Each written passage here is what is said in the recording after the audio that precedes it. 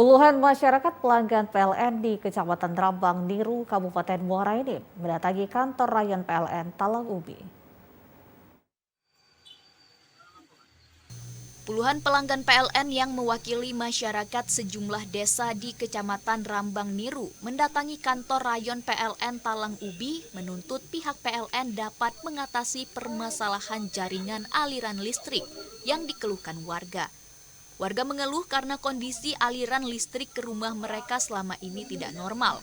Salah seorang pelanggan Aan mengaku aliran listrik kerap kali mati dan kondisi tegangan rendah sehingga kerap merusak peralatan elektronik dan lampu di rumah. Pada PLN akan segera melaksanakan perbaikan di wilayah Rambang Niru terkait masalah lampu sering mati mendadak, tidak ada konfirmasi sama sekali.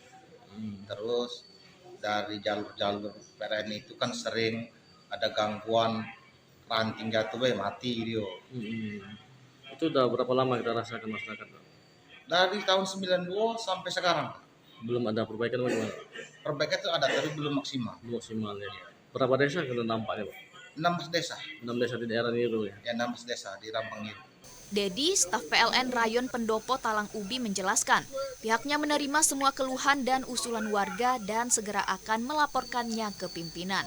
Usulkan ke unit UP3 kami Pak di lahan. Permasalahan apa Pak yang terjadi di sana? Akibat apa Kak? Pertamanya satu permintaan dari usulan gardu, terus perbaikan dari SR series itu memang butuh material seperti penambahan tiang ataupun JTR. Warga berharap ke depan jaringan listrik dapat normal dan aktivitas mereka sehari-hari berjalan baik.